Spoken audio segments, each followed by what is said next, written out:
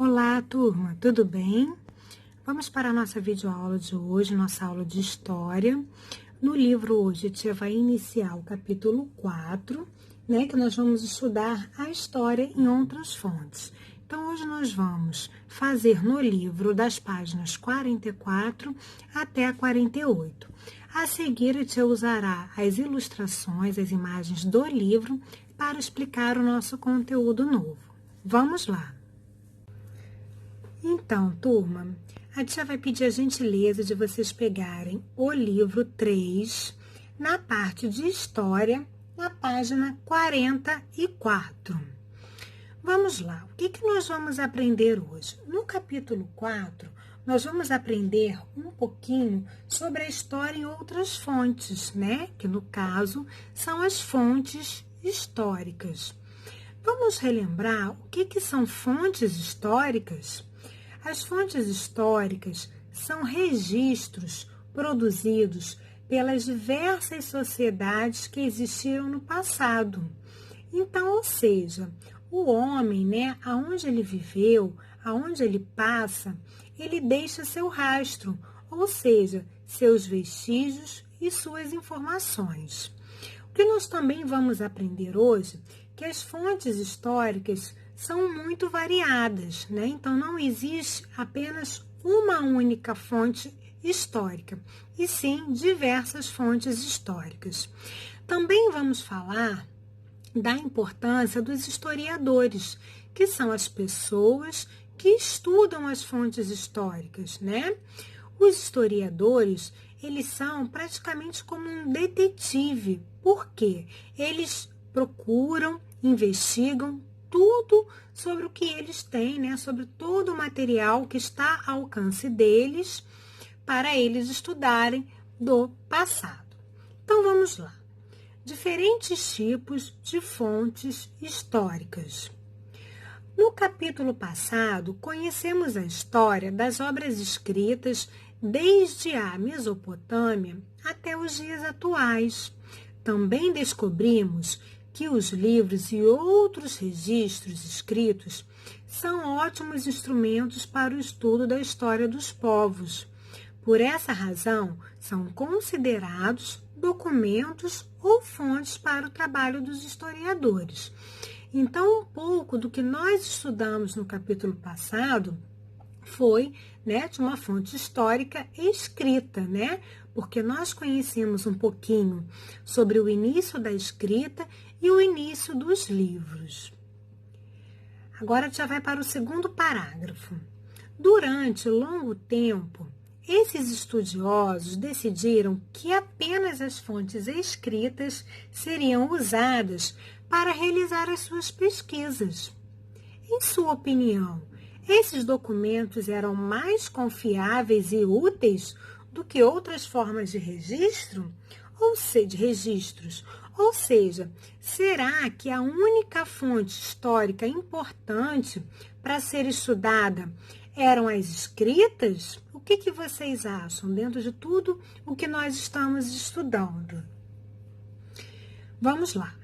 Essa decisão criou um grande problema. Se a história é estudada por meio das fontes escritas, os indivíduos e os povos que não contam com registros escritos não devem ser pesquisados. Como consequência, muita gente ficou de fora das pesquisas históricas. As pessoas que não sabem ler ou escrever em nossa sociedade, que são os povos ágrafos, que são os povos que não têm escrita, e todos os grupos humanos que viveram antes da invenção da escrita. Com o tempo, diversos estudiosos questionaram essa situação. Segundo eles, é possível utilizar outros registros para estudar a história.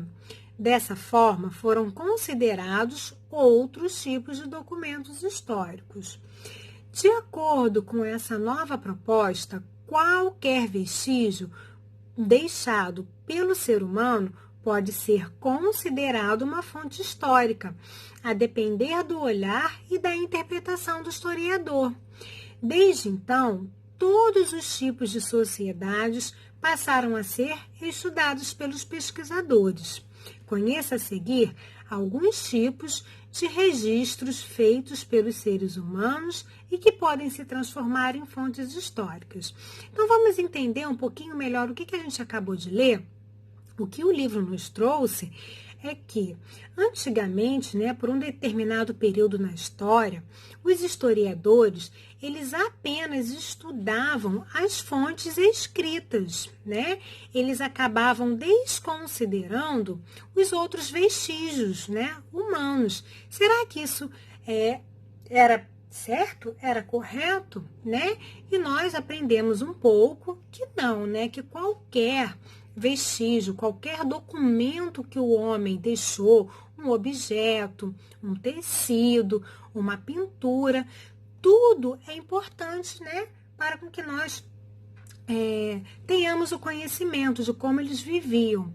Então, a partir de uma determinada época, os historiadores viram que era importante, sim, que qualquer tipo de vestígio, qualquer tipo de objeto que não fosse necessariamente uma fonte histórica escrita, deveria sim ser estudada por eles.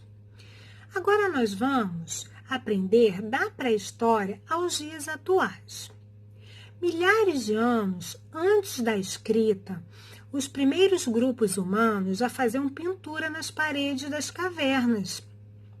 Com esses desenhos, nasciam as chamadas fontes imaginéticas, ou seja, associadas à produção de imagens.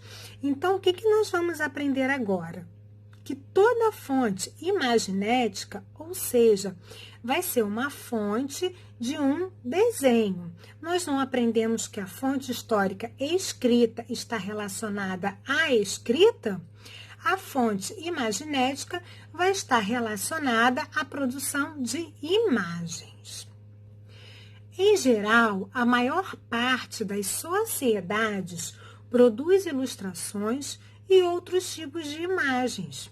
Por esse motivo, muitos são os materiais empregados em sua criação: tinta, carvão, argila, papiro, couro, pergaminho são apenas alguns exemplos desses materiais. Os retratos, imagens que apresentam uma ou mais pessoas, foram criados há milênios. Todavia, tornaram-se populares a partir do século XV, em algumas regiões da Europa. No século XIX, diferentes inventores contribuíram para a criação de um outro tipo de registro imaginético, a fotografia. Entre eles, Hercule Florence, um francês que viajou pelo Brasil e morou em nosso país por um período.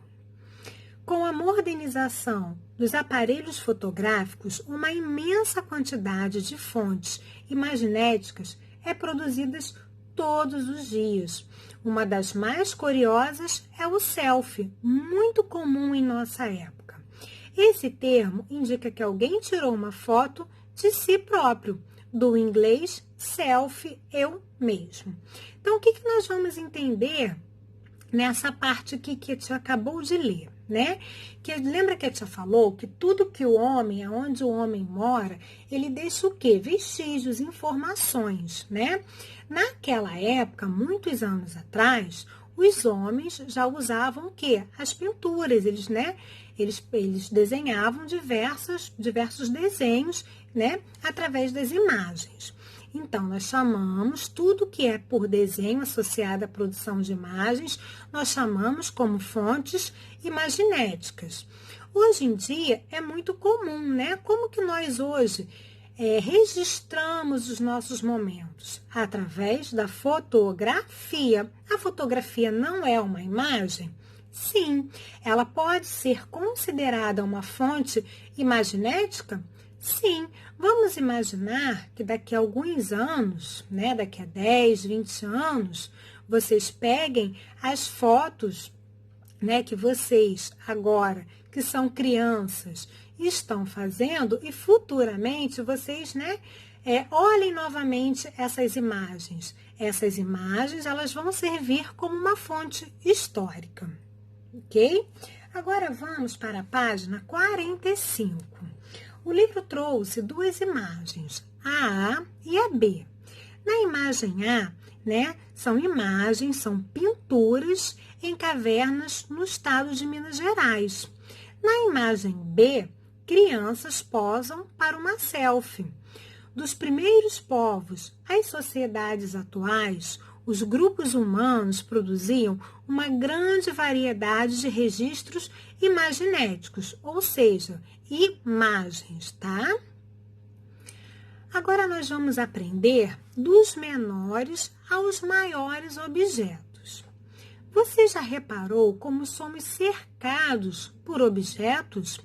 Ao nosso redor, contamos com uma grande variedade de pequenos e grandes objetos que servem para todos os tipos de funções. Todos os objetos criados pelo ser humano são considerados fontes materiais, ou seja, aquilo que a gente pode o quê? Tocar, Algo concreto. Uma vez que possuem matéria, ou seja, podem ser tocados, apalpados. Essa categoria pode envolver muita coisa. Vasos produzidos por povos antigos da América, máscaras criadas pelos egípcios, ferramentas utilizadas pelos chineses, vestimentas de comunidades nativas da Austrália, pontes construídas pelos romanos e etc. Então, ou seja, tudo aquilo que o homem pode produzir, como algo material, é considerado como uma fonte material. A preservação desse tipo de documento pode envolver o estabelecimento de um sítio arqueológico, arquivo ou museu, Quem nunca foi no museu? Que nós temos a oportunidade, de visualizar objetos, das civilizações passadas. Vale lembrar que são também fontes materiais as modificações que o ser humano realiza na natureza. Dessa forma, os restos de uma fogueira criada há milhares de anos é um tipo de fonte material. O livro trouxe, as duas ilustrações, a A e a B. Entre as fontes materiais, destacam-se todos os objetos e as intervenções do ser humano na natureza. Nas imagens, 2 exemplos de fontes ou vestígios materiais. No caso, na letra A, que é as ruínas de uma construção inca nas montanhas, e na ilustração B, são antigos brinquedos. Ou seja, as duas ilustrações, elas podem servir como exemplo, de uma fonte de material. Agora, na página 46, são atividades que vocês vão fazer, de acordo com o que a tia Leu explicou hoje, tá? Na página 47, tem um texto que vocês vão ler, que é um texto que se trata de um povo indígena que viveu no sul do Brasil, há milênios atrás. São 3 perguntas que vocês vão responder de acordo com esse texto. E na página 48, é aquela parte do divirta-se, vocês vão, através desse labirinto, vocês vão encontrar o caminho para levá-los, tá, até as pinturas. Então, a tia vai relembrar, caso algum aluno não tenha compreendido uma parte da explicação ou uma parte do exercício, envie uma mensagem para a tia. A tia deseja bons estudos, continuem se cuidando e até a nossa próxima aula. Tchau, tchau!